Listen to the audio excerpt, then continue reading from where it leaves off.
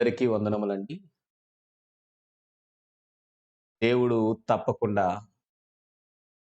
మనలందరను కూడా తన ఆత్మ యొక్క శక్తి చేత నడిపిస్తారు.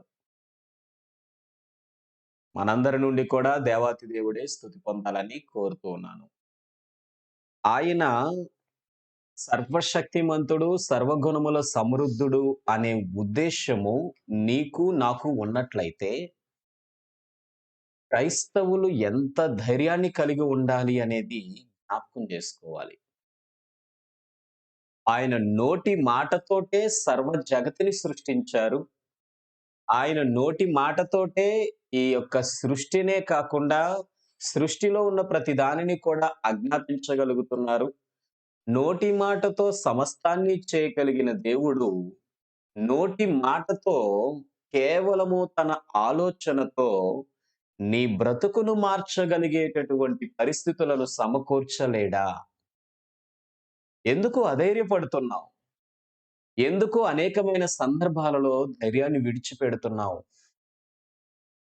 భూమి మీద ఉన్న పరిస్థితులను ఏ విధంగా మనం దిగులు చెందవలసి వస్తుంది, అధైర్యపడవలసి వస్తుందంటే, ముందున్న బహుమానాన్ని గమనించలేకపోయినప్పుడు అలాంటి పరిస్థితులు మన జీవితాల్లో తారసపడుతూ ఉంటాయి. కాబట్టి క్రైస్తవులు కలిగి ఉండవలసిన వాటిలో 11వ సంగతి అంటే మనం నేర్చుకుంటున్న దానికే తప్ప క్రైస్తవులు కలిగి ఉండవలసినవి దైవ గ్రంథంలో అనేకమైనవి. ధైర్యము. ఈ ధైర్యము అనేకమైన సందర్భాలలో మనం కలిగి ఉండాలని మాట్లాడుకోవటం జరుగుతుంది. ఈరోజు అందుకు సంబంధించి అక్కడ ఉన్నటువంటి 2 విషయాలు మనం జ్ఞాపకం చేసుకుందాం చూడండి. అక్కడ ఉన్నటువంటి 2 విషయాలు మనం జ్ఞాపకం చేసుకుందాం. క్రైస్తవులు ఏ ఏ విషయంలో ధైర్యం కలిగి ఉండాలి? నిన్నటి దినమున సమస్యను జయించలేకపోతున్న సమయాలలో కూడా మనము ధైర్యంగా ఉండాలని ఒక చక్కని ఉదాహరణ తీసుకున్నాం. సమస్యను జయించలేకపోతున్నావు. నువ్వు ఎంత ట్రై చేస్తున్నా ఆ ప్రాబ్లమ్స్ అనేవి అలాగే ఉన్నప్పుడు వాటి విషయంలో కూడా ధైర్యంగా ఉండాలని వాక్యం సెలవిస్తుంది. కాబట్టి అలాంటి ప్రయత్నం చేద్దాం. అలాగే ఈరోజు మరొక మాట మనం జ్ఞాపకం చేసుకుంటే సమూయేలు మొదటి గ్రంథంలో 30వ అధ్యాయం నుండి నీ వారందరూ నీకు విరోధమైన సమయాలలో కూడా ధైర్యం కలిగి ఉండాలి. ఈ పరిస్థితులు నమ్మశక్యంగా ఉండవు. మనవారే మనకి విరోధంగా లేక మనకు సమస్యగా మారే పరిస్థితులు కనిపిస్తూ ఉంటాయి. అలాంటి సమయాలలో కూడా నీవు ధైర్యంగా ఉండాలి. సమూయేలు మొదటి గ్రంథము 30వ అధ్యాయము 6వ వచనము. ఈ 30వ అధ్యాయం 6వ వచనంలో ఆ మాటే మనకు అక్కడ కనిపిస్తూ ఉంటుంది. ఏమనంటే సందర్భం మీకు తెలుసు. ఆయా సందర్భాలలో, ఆయా కోణాలలో జ్ఞాపకం చేయబడుతున్న వచనములివి. ఇక్కడ దావీదు గారు తనతో ఉన్న మగవారినందరినీ, పురుషులందరినీ, సైనికులందరినీ తీసుకొని ఒక చోటకి యుద్ధానికి వెళ్ళినప్పుడు దావీదు తన సైన్యము విడిచిపెట్టి వెళ్ళిన ఆడవారిని, పిల్లలను శత్రువులు వచ్చి వారు తీసుకొని చెరగొని పోతూ ఉన్నప్పుడు ఆ విషయం దావీదుకి తెలియలేదు. కొన్నాళ్ళకి ఆ యుద్ధాన్ని విరమించుకోవలసిన యుద్ధం నుండి తనని బయటికి పంపించేయడం చేత ఎప్పుడైతే దావీదు తనతో ఉన్న సైన్యం మరలా వెనుతిరిగి వచ్చారో, వెనుతిరిగి వచ్చినప్పటికీ తన దావీదుతో పాటు ఉన్న సైనికులందరి యొక్క భార్యలను, పిల్లలను వారిని తీసుకొని పోయినట్టుగా వారు గమనించిన తరువాత దావీదుతో పాటు ఉన్నటువంటి సైనికులందరూ కూడా విసిగిపోయి, వేసారిపోయి, దావీదు అంతా నీ వల్లే జరిగింది. కేవలం నువ్వు యుద్ధానికి వెళ్దాం అనటం వల్ల, లేకపోతే నీతోనే మేము కలిసి ఉండటం వల్ల ఈ పరిస్థితులన్నీ మాకు ఎదుర్కోవాల్సొస్తుంది అని అందరూ ఒకేసారిగా దావీదు మీద కోప్పడడం ప్రారంభించారు. అప్పటి వరకు దావీదే వారందరికీ ఆశ్రయం ఇచ్చాడు. అప్పటి వరకు వారి సంరక్షణను కాపాడింది తను. అప్పటి వరకు వారి ఆర్థిక స్థితిగతులలో, ఆహార నియమాలలో, సమస్త విషయాలలోనూ తోడుగా ఉన్నది దావీదు. కానీ వారి మనస్సులో కలిగిన దుఃఖాన్ని బట్టి దావీదు మీద కోప్పడ్డారు. దావీదుకి విరోధమయ్యారు. ఎంతగా దావీదుకి విరోధమయ్యారంటే చంపేయాలనుకున్నంతగా. చూడండి 6వ వచనము. దావీదు మిక్కిలి దుఃఖపడెను మరియు తమ తమ కుమారులను బట్టియు, కుమార్తెలను బట్టియు జనులకందరికీ ప్రాణము విసికినందున వారికొచ్చే దుఃఖంలో వారికి అర్థముందని వారికనిపిస్తుంది. కానీ ఆలోచన శక్తిని కోల్పోయారు. ఇక్కడ గమనించవలసిన 2 విషయాలు మనం జ్ఞాపకం చేసుకుంటూ ఉన్నాం. ఎంతసేపు దావీదు కోణంలో నుండి నేర్చుకోకండి. దావీదు దావీదుతో పాటు ఉన్న జనులు ఎవరైతే ఉన్నారో, సైనికులు ఎవరైతే ఉన్నారో వారి వైపు నుండి కూడా కొన్ని విషయాలు మనం నేర్చుకోవాలి. ఇక్కడ మనం గమనించవలసిన 2 విషయాలు. ఒకేసారి మనం ఆ 2 పాత్రలలోనూ మనం ఉండి ఆలోచన చేసినట్లయితే నీవే దావీదు స్థానంలో కాకుండా ఆ సైనికుల స్థానంలో ఉన్నావు. సైనికులలో నీవు ఒకడివి. నీవు అక్కడున్న జనులలో ఒకదానివి. దావీదు వల్ల నువ్వు నష్టపోయావు. లేక ఏదో సమస్య ఏర్పడింది. ఇప్పుడు ఆ సమస్య ఏర్పడినప్పుడు ఏ రీతిగా నువ్వు అక్కడ స్పందించగలుగుతున్నావు? వారైతే ఎలా స్పందించారో చూడండి. తమ తమ కుమారులను బట్టియు, కుమార్తెలను బట్టియు జనులకందరికీ ప్రాణము విసికినందున. ఇప్పుడు నీకేర్పడిన పరిస్థితులు బట్టి నీ ప్రాణం విసిగిపోయింది. ఏం చేస్తావు? దావీదు పాత్రలో మీరు లేరు. అక్కడున్న ప్రజల పాత్రలో మీరున్నారు. మీరైతే ఏం చేస్తారు?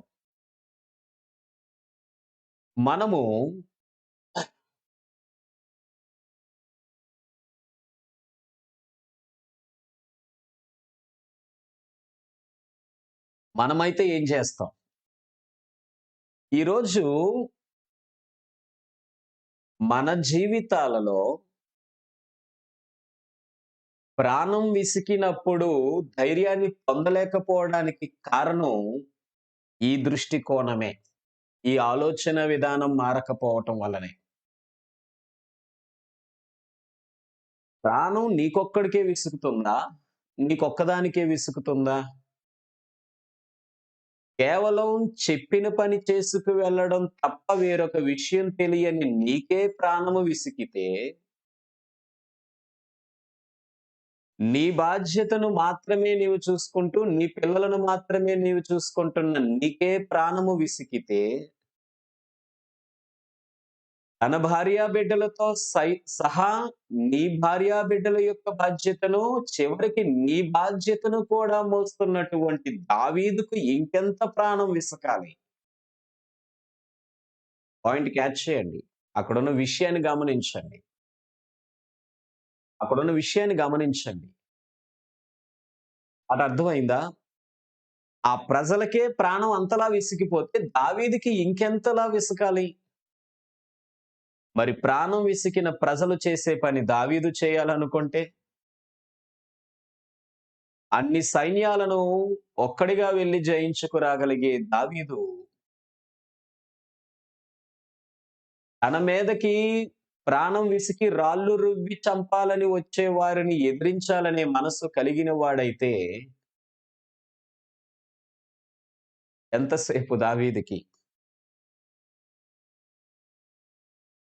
దావీదు సకల కాలపు పరిస్థితుల్లో నెట్టుకు రావటానికి కారణం ఏంటో తెలుసా? తనకున్నటువంటి దేవుని యందు భయముతోనూ, భక్తితోనూ ఆధారపడగలిగేటటువంటి శక్తి మాత్రమే. ఎనీ సిట్యుయేషన్, అది ఎలాంటి పరిస్థితి అయినా దానికి తగినట్టుగా దేవుని మీద మాత్రమే ఆధారపడగలిగేటటువంటి శక్తి కలిగిన వాడు దావీదు.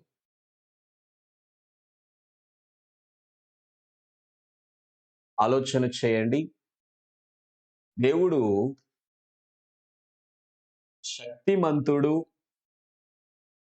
నా జీవితంలో కార్యాలు చేయాలి అని నీవు నమ్ముతున్నట్లయితే,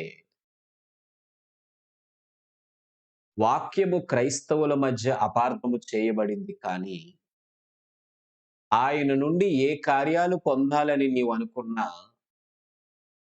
కార్యములను పొందగలగడానికి కావలసినటువంటి శక్తి, ధైర్యము నీలోనే ఉన్నది. నీలోనే ఉండాలి. అంతే. ఈ విషయాన్ని మనం ఆలోచన చేయగలిగినప్పుడే మన జీవితాలలో గొప్ప కార్యాలను చూడగలుగుతాం. మరలా అక్కడ వారి స్థానంలోను, ఇక్కడ దావీదు స్థానంలోను మనం ఆలోచన చేస్తే, వారందరూ కూడా ప్రాణం విసికి ఎందుకొచ్చింది అని చెప్పి రాళ్లు రువ్వి చంపాలనుకున్నారు. రాళ్లు రువ్వి చంపాలనుకున్నారు. కారణం ఏంటంటే, వారిలో ధైర్యం లేదు. వారిలో యెహోవాను బట్టి భయము లేదు. యెహోవాను బట్టి భక్తి లేదు. యెహోవాను బట్టి జ్ఞానము లేదు. ఊహ తెలిసింది మొదలు ప్రాణాలు విడిచిపెట్టే వరకు మన సర్వకాలపు సర్వదావస్థలలో కూడా మనకు ఉపయోగపడేది దేవుని బట్టి భయము కొన్ని సందర్భాలలో మనల్ని నడిపిస్తుంది. ఉపయోగపడుతుంది. దేవునిని బట్టి భక్తి కొన్ని సందర్భాలలో మనల్ని నడిపిస్తుంది. ఉపయోగపడుతుంది. దేవునిని బట్టి జ్ఞానము కొన్ని సందర్భాలలో ఉపయోగపడుతుంది. మనల్ని నడిపిస్తుంది. దేవునిని బట్టి ధైర్యము కొన్ని సందర్భాలలో ఉపయోగపడుతుంది.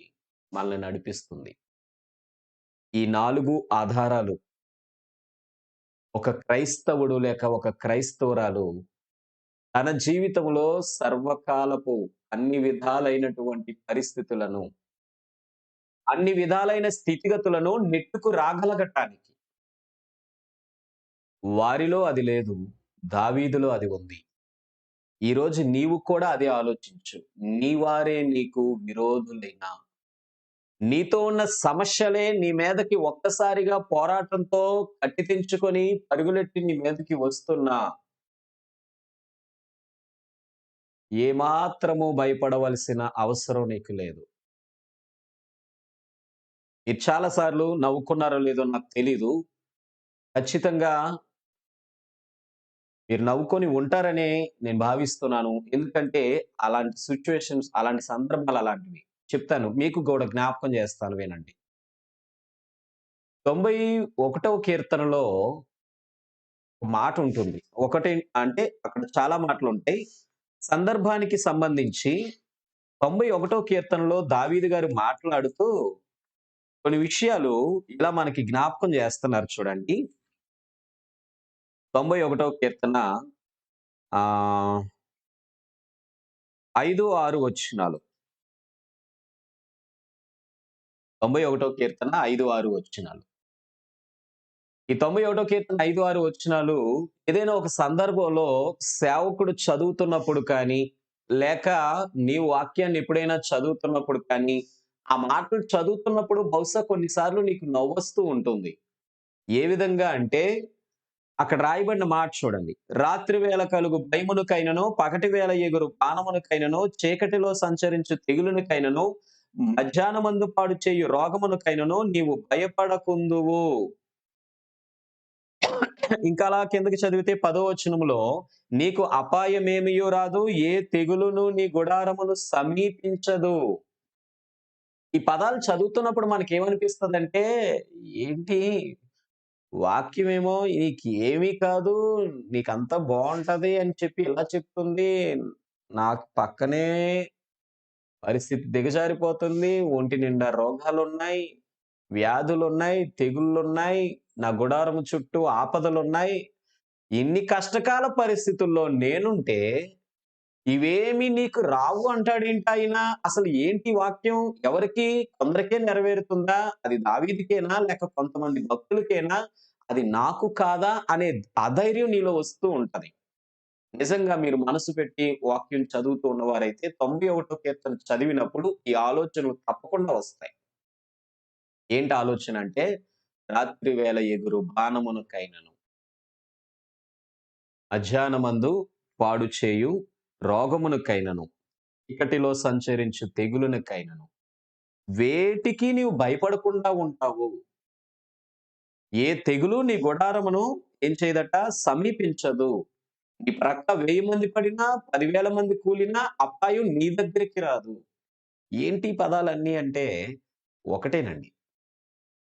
దేవుని బట్టి ధైర్యం కలిగిన వాడు నిజంగా రోగములో ఉన్నా, నిజంగా తెగులులో ఉన్నా, నిజంగా వారి గుడారం చుట్టూ ఆపదలలో ఉన్నా, నాకేం కాదు అనే ధైర్యంతో ఉండగలుగుతాడు. నీ వారందరూ నీకు విరోధమైనా, నీతో ఉన్నవారందరూ నిన్ను వదిలిపెట్టినట్టుగా నీకు అనిపించి, నీవారే నిన్ను అసహించుకున్నట్టుగా, నీవారే నిన్ను దూషిస్తున్నట్టుగా, నీవారే నిన్ను నిందిస్తున్నట్టుగా, మరలా ఆ పరిస్థితులు వివరించాలంటే కొంత సమయం పట్టేస్తుంది. మనం ముందుకు వెళ్ళిపోదాం. యోబు చుట్టూ ఉన్న ముగ్గురు స్నేహితులు ఆదరించటానికి వచ్చి, నీవే నేరస్తుడివి అని నిందిస్తూ పలికిన మాటలు బాధిస్తున్నప్పుడు ఆలోచించండి. అన్నా అన్నాని, పెనిన్నా అనేటటువంటి మాటలు నీ జీవితంలో నిన్ను, నీ భక్తి విషయంలోనూ, సాధారణ భూసంబంధమైన పరిస్థితుల విషయంలోనూ నిన్నెవరైనా అనేటటువంటి మాటలు ఏ రీతిగా నిన్ను కృంగదీస్తున్నాయి. కానీ ఒకటి మాత్రం మర్చిపోకు. ఇక్కడ దావీదు చేసిన పని. వారు రాళ్లు రువ్వి చంపాలని చూస్తుండగా దావీదు చక్కని మాట. యెహోవాను బట్టి ధైర్యము తెచ్చుకొనెను. యెహోవాను బట్టి ధైర్యము తెచ్చుకొనెను. దేవుని బట్టి ధైర్యంగా ఉండండి. ఎవ్వరు విడిచిపెట్టినా ఆయనుంటే చాలండి. సంపూర్ణంగా, సంపూర్ణమైన ధైర్యంతో బ్రతికేయొచ్చు. కానీ ఆయన్ని వదిలిపెడుతున్నావు. ఆయన్ని వదిలిపెట్టొద్దు. నీతో ఉన్న వారందరూ ఆఖరికి కొన్నిసార్లు నిన్ను నీవే వదిలేసుకుంటున్నావు. ధైర్యాన్ని విడిచిపెట్టడం వల్ల. నీలో ధైర్యం లేకపోవడం వల్ల కొన్నిసార్లు నిన్ను నీవే పోగొట్టుకుంటున్నావు. నీకు నీవే విరోధమైపోతున్నావు. ఇన్నాళ్ళు ఇంత ఓపికగా నేను ఇంతగా ప్రభు మీద ఆధారపడ్డాను గానీ, చాల్లే ఇంక ఈ జీవితం నాకు ప్రభు అక్కరలేదు. కారణం ఏంటి అంటే, ఆయనను బట్టి ధైర్యం తెచ్చుకోకపోవటం. నేను మిమ్మల్ని వాక్యములో భయపెట్టటం లేదు కానీ, ఒక హెచ్చరిక మాత్రం జ్ఞాపకం చేసి, ఈరోజు వాక్యాన్ని బట్టి మీ మనస్సులో నింపి లోకంలోనికి పంపించాలనుకుంటున్నాను. ఒక బెలూను గాలి ఊదండి. బెలూన్ శక్తి ఎక్కువ, అందులో ఉన్న గాలి తక్కువ అయినప్పుడు నువ్వు ధైర్యంగా ఉండొచ్చు. ఏం కాదు. బెలూన్ శక్తికి సరిపడినంత గాలి ఊదావు. అక్కడి నుండి ఆలోచిస్తూ ఉండు. ఇంకొంచెం ఊదితే ఏమవుతాదో? కానీ నీకు కావాల్సిన ఆకారం కావాలంటే ఆహ్, ఆకారానికి అంటే ఆ ఫుల్‌ఫిల్‌కి తగ్గట్టుగా ఇంకా ఊదాలని ఆశపడతావు. అక్కడి నుండి ఇంకొంచెం ఎక్స్‌టెండ్ అవుతూ ఉంటుంది. ఆ ఎక్స్‌టెండ్ అవుతున్న టైంలో ఆలోచిస్తూ ఊదుతూ ఉంటావు. పర్లేదు ఇంకొంచెం గాలి పంపించొచ్చు. ఇంకొంచెం గాలి పంపించవచ్చు అని ఆలోచిస్తూ ఉంటావు. ఎంత అనేది నీకు తెలీదు. కానీ దాని శక్తి మించినప్పుడు ఒక్కసారిగా వెళ్ళిపోతూ ఉంటుంది. ఇప్పుడిక్కడ ఒక మాట మీరు జ్ఞాపకం చేసుకోవాలి. వాక్యాన్ని వినే ప్రతిసారి నీలో ధైర్యం నింపుకొని, లేదులే నిజంగా నేను జాగ్రత్త పడతాను. ప్రభువు మీదే ఆధారపడతాను. ప్రభువు కోసమే జీవిస్తాను. ప్రభువులోనే ఉంటానని నీ భక్తి తొలగిపోకుండా దానిని దాచుకుంటూ ప్రయత్నం చేస్తూ, ఆ భక్తిని పెంచుకుంటూ ఉన్నావు. సమస్యలనేవి ఎక్కువవుతూ ఉన్నప్పుడు నువ్వెంత జాగ్రత్త పడుతున్నావో వాటి శక్తి పెరుగుతూ ఉన్నప్పుడు, ఇంకా సమస్యలు లోపలికి ఇంక్లూడ్ అవుతున్నప్పుడు, ఇంకా నీలో ధైర్యం పెరగాల్సి వస్తూ ఉన్నప్పుడు, ఒక్కసారిగా ఎంత ఓపిక పడుతున్నావో అంత ఒకేసారిగా మొత్తం నీ ధైర్యాన్ని పూర్తిగా వదిలేసే పరిస్థితులు ఏర్పడుతూ ఉంటాయి. జాగ్రత్త సుమా! దయచేసి నీ జీవితం జాగ్రత్త. ఎంత ధైర్యంతో ఉన్నానని అనుకుంటావో అంతగా సమస్యలు ఎక్కువవుతూ ఉంటాయి. వాటిలో ఇదిగో ఇలాంటివి కూడా. నీ వారే నిన్ను వదిలేసే పరిస్థితులు కూడా. నీకు నీవే ధైర్యాన్ని పోగొట్టుకొని, నీకు నీవే విరోధమైపోయి ప్రభువును పక్కన పెట్టాల్సిన సందర్భాలు కూడా. అయితే ఈ మాట భయపడకండి, హెచ్చరిక అని ఎందుకన్నానంటే, నేను చాలా జాగ్రత్తగా ఉన్నాను కదండీ అని అనుకుంటున్న మీరు, మీ ధైర్యాన్ని కాపాడుకోవటంలో చేస్తున్న ప్రయత్నానికి అపవాది ఒకదాని వెంబడి ఒకటి యాడ్ చేస్తూనే వెళ్తూ ఉంటాడు. అని ఒక్కటి మర్చిపోకండి. నిన్ను విడిచిపెట్టిన నీ వారందరూ తిరిగి నీ దగ్గరకు చేరగలిగేటట్లుగా నీ కొరకు సమయాన్ని ఏర్పాటు చేసే శక్తి గలవాడాయన. ఆఖరికి నీలో నీవు కోల్పోతున్నటువంటి నీకు నీవే విరోధం అవుతున్న సందర్భాలలో ఓపిక పట్టి ఆయన మీదే ధైర్యాన్ని కలిగి ఉంటే నీ జీవితాన్ని వెనక్కి తిరిగి నీకు ఇవ్వగలవాడాయన. ఆయనే చెప్పాడు, మీరు తట్టుకొనగలిగినంత కంటే ఎక్కువగా నేను మిమ్మల్ని ఏమాత్రం ఇబ్బంది పడనివ్వను. ఆయనే చెప్పాడుగా. కనుక ప్రియమైన దేవుని పిల్లలారా, యెహోవాను బట్టి ధైర్యం కలిగి ఉండండి. సంపూర్ణమైన ధైర్యం కలిగి ఉంటే లోకంలో మీకు ఎదురవుతున్న ఏ సమస్యలైనా, అవి శత్రువులైనా, ఆఖరికి నీవారే నిన్ను ఎదిరించి లేక నీవారే నీకు విరోధమైన అవి ఏమి కూడా నిన్నేమీ చేయలేవు. దేవుని బట్టి నువ్వు ధైర్యంగా ఉన్నప్పుడు. ఆ ధైర్యాన్ని కలిగి ఉండాలని నేను మీకు తెలియజేస్తూ, వాక్యాన్ని పట్టండి. ప్రభువు మీతో ఉన్నాడు. ధైర్యంగా ఉండండి. కానీ ధైర్యం పెంచుకునే ప్రతిసారి, నీ వారు నీకు విరోధమైన ప్రతిసారి ఒకటే జ్ఞాపకం చేసుకుంటూ ఉండు. ఇంకా ఇలాంటి పరిస్థితులు వస్తూనే ఉంటాయి. అయినా నేను ప్రభువులో ఇలాగే ఉండాలి అనే కాన్సెప్ట్‌తో ఉండు తప్ప, ఎంతకాలమని ఓర్చుకోమంటారు బ్రదర్? ఎన్ని సార్లు చెప్పండి నా జీవితంలో అనే ఆలోచన మాత్రం రానివ్వకండి. ఆ ఆలోచన నీ మనసులో మెదులుతుంది అంటే ఖచ్చితంగా బ్లాస్ట్ అవ్వటానికి సిద్ధంగా ఉన్న బెలూన్‌లా ఉంది. బ్రదర్ ఎంతో ఓర్చుకుంటున్నానండి. అయినా ఒక్కదాని వెంబడి ఒకటి నన్ను శోధిస్తున్నాయి, లేక నా విశ్వాసాన్ని పరీక్షిస్తున్నాయి. నిలకడగా ఉన్నాను బ్రదర్, కాకపోతే అనే భావం నీ మనస్సులో స్టార్ట్ అవుతుంటే, ఒకసారిగా నీ విశ్వాసం బద్దలవ్వటానికి సిద్ధంగా ఉంది. జాగ్రత్త. ప్రభువుని ప్రార్థించు. నీకు తగిన పరిపూర్ణ శక్తితో నింపగలవాడాయన. ఆలోచన చేయండి. అందరికీ వందనములండి. దేవుడు తప్పకుండా తన కృపను నిత్యము మీకు తోడుగా ఉంచుతారు. ఆయన కృపలో ధైర్యంగా, చాలా ధైర్యంగా ఏ సమస్యకి, ఆఖరికి నీ వారు నిన్ను వదిలేస్తున్నారనే భయం కూడా లేకుండా చక్కగా కొనసాగాలని మళ్ళీ మనసారా వేడుకుంటూ ఈ యొక్క ఉదయకాలపు ఆత్మీయ ఆలోచనను, ఈ కార్యక్రమాన్ని ముగిస్తున్నాను. దేవుని చిత్తమైతే మరొక ఉదయం మరలా కలుసుకుందాం. వారందరికీ కూడా పేరు పేరున వందనములండి. శిలువ శిలువ శ్రమల శిలువ యేసుక్రీస్తు మరణ విలువ. శిలువ శిలువ శ్రమల శిలువ యేసుక్రీస్తు మరణ విలువ. పాప క్షమల ప్రభలు వెలిగిన శోకమూర్తి వేదన. ప్రేమమూర్తి తూలి సోలిన